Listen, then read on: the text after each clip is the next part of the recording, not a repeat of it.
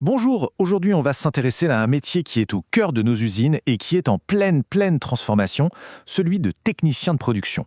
Son rôle change à une vitesse folle avec les nouvelles technologies. Pour bien comprendre de quoi on parle, il faut d'abord se représenter à quoi ressemble l'usine moderne. On est loin des images d'Épinal. Et ça nous amène à la grande question. Quand tout est automatisé, quand les robots sont partout, quelle est la place de l'être humain? Est-ce qu'il a encore un rôle à jouer? Eh bien la réponse, on va le voir, est beaucoup plus riche et intéressante qu'on pourrait le croire. En fait, il y a plusieurs grands moteurs qui sont en train de tout changer. D'un côté, on a la digitalisation. Les machines se parlent entre elles. Ensuite, bien sûr, la robotique, avec les fameux cobots qui collaborent avec les opérateurs. Les modes de travail aussi évoluent, avec des équipes beaucoup plus agiles. Et au milieu de tout ça, une compétence devient la clé de voûte, la communication. Alors, face à cette vague de modernisation, la question c'est comment est-ce que les compétences humaines suivent? La réponse, en grande partie, se trouve dans les qualifications. Et justement, une certification officielle a été complètement repensée pour s'adapter à cette nouvelle donne. Il s'agit du titre professionnel de technicien de production industrielle. C'est une certification qui est pilotée par le ministère du Travail et qui est vraiment la réponse pour s'assurer que les compétences des techniciens collent parfaitement aux nouveaux besoins de l'industrie. Alors, à titre professionnel, qu'est-ce que c'est exactement? On dit souvent un TP. C'est important de comprendre que ce n'est pas juste un diplôme de plus. C'est une certification de l'État qui prouve qu'une personne maîtrise vraiment toutes les compétences pour exercer un métier. C'est un gage de qualité reconnu partout. Et pour voir à quel point le métier a changé, il suffit de regarder l'évolution des intitulés. Avant, on parlait de piloter une ligne de production. Aujourd'hui, c'est piloter une ligne de production, y compris robotisée.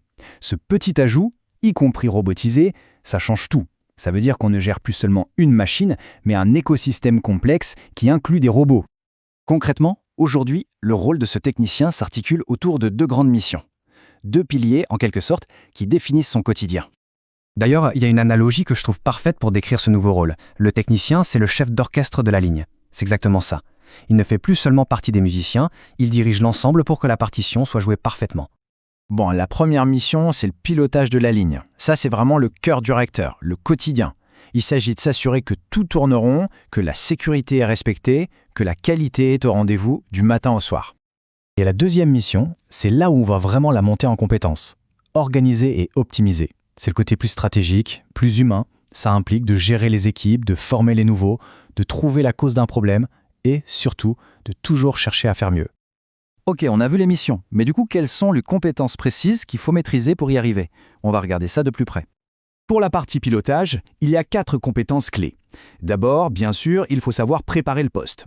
Ensuite, maîtriser les procédures de démarrage et d'arrêt sur le bout des doigts.